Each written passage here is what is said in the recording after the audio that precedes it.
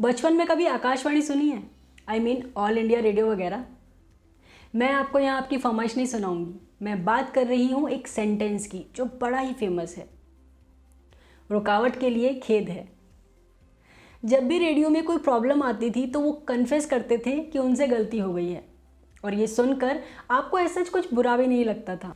लेकिन क्या हमें भी अपनी गलतियों पे खेद है, या यूं ही सब डाइजेस्ट करते जा रहे हैं? नमस्कार दोस्तों, मैं सक्सेस कोच प्रियंका आपका स्वागत करती हूं इस 30 डेज़ की जर्नी में। और आज हम बात कर रहे हैं अपने चैनल की, मेरे नहीं सबके खुद के पर्सनल चैनल की, जिसे हमने कई टाइटल्स दे रखे हैं। और ये टाइटल्स हमने अपने अपने परसेप्शंस या नज़रिए की वजह से दे रखे हैं।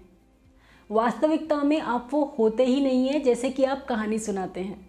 एक बात बताएं, क्या कोई ऐसा व्यक्ति देखा है आपने जो ये कहे कि मेरी लाइफ में तो कोई प्रॉब्लम ही नहीं है, या मेरी लाइफ कमाल की है? ऑलमोस्ट नहीं, क्योंकि सच यही है कि हम सब स्ट्रगल करते हैं, हम सब टेंस होते हैं, कंफ्यूज होते हैं, हम सब अपनों को खोते हैं, नए रिश्ते बनाते हैं और ख़ुद को साबित करने में लगे रहते हैं।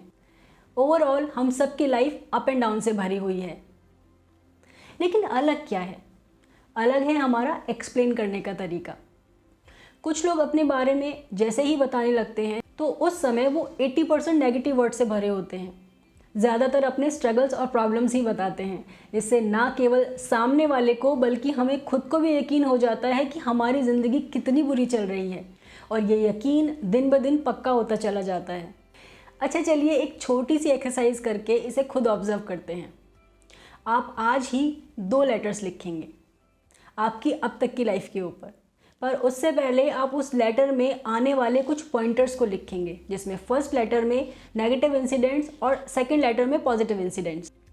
पॉजिटिव बातें जो हुई हैं आपके साथ। पॉइंटर्स इसलिए ताकि आप कुछ भी मिस ना करें। और इन दोनों लेटर्स के बीच में कम से कम आप 1 दिन का गैप रखेंगे, और आप हमें बताएंगे कि पूरा दिन उस लेटर को लिखने के बाद आपका मूड कैसा रहा, और साथ ही साथ आपके मूड की वजह से आप अपने काम कितने एफिशिएंटली कर पाए। अब हम सेकंड एक्सरसाइज की बात करते हैं। इस एक्सरसाइज को ईमानदारी से करने के बाद आप एक एक्सरसाइज और करेंगे, लेटर टू योरसेल्फ। इस एक्टिविटी में बेसिकली आपको अपने आप को एक लेटर लिखना है, जिसमें आप अपने आप को 10 साल आगे देखते हैं, यानी आपके गोल्स, आपके ड्रीम्स लगभग पूरे हो चुके हैं या उन्हें पूरे करने की कोशिश है। याद रखिए कि ये सब आपकी सोच के बारे में है। आप 10 साल बाद खुद को, खुद की फैमिली, फ्रेंड्स, ड्रीम्स, सबको आप कहाँ देखते हैं? और लेटर लिखते वक्त आपको सेल्फ अवेयर होना है, सेल्फिश नहीं। चलिए इसे एक कहानी से समझते हैं। एक बार सरकारी स्कूल में एक मैडम ने क्लास में आते ही सभी बच्चों से कहा कि आज आप सब लोग कागज़ पर अपने अपने ड्रीम्स लिखेंगे और फिर मैं आपको ग्रेड्स दूंगी। उसमें अधिकतर बच्चे काफ़ी गरीब घरों से थे। कोई बड़ा होके गार्डनिंग करना चाहता था, तो कोई फार्मिंग, तो कोई ज़्यादा से ज़्यादा वॉचमैन बनने के सपने देख रहा था। लेकिन उनमें से एक बच्चा था जिसने लिखा कि वो इस वर्ल्ड का सबसे बड़ा घोड़ों का अस्तबल खोलेगा। उसका ये सपना पढ़कर सभी ने उसका बहुत मजाक उड़ाया, और मैडम ने तो उसकी शीट पर F ग्रेड दे दिया, यानी कि फेल, और कहा कि सपने अपनी हैसियत और औकात के हिसाब से देखने चाहिए।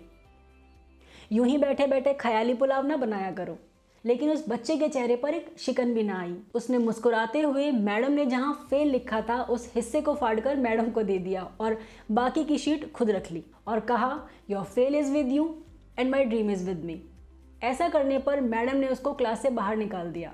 पर यह कहानी तब सच हुई जब मैडम अपने रिटायरमेंट पर सभी बच्चों पास ही बने सबसे बड़े अस्तबल को दिखाने गई। वहाँ उसी लड़के ने आकर अपनी मैडम के पैर छुए और उन्हें वो ड्रीम टेस्ट याद दिलाया। तो फ्रेंड्स, हमें भी एग्जैक्टली ऐसे ही करना है। बस मैडम की जगह यहाँ आपकी लाइफ, जो आपको बार बार लो और एवरेज ग्रेड्स देती है। लेकिन आपको उन ग्रेड्स को लेकर बैठना नहीं है, बल्कि उन्हें एक्सेप्ट ना करके अपने हार्ड वर्क से लाइफ को बाउंस बैक करना है। तो समझे, पूरी कहानी ही आपके दिमाग के खेल की है। चलिए मिलते हैं नेक्स्ट वीडियो में कुछ नई टिप्स एंड ट्रिक्स के साथ। So have a positive day, have a positive life. Thank you.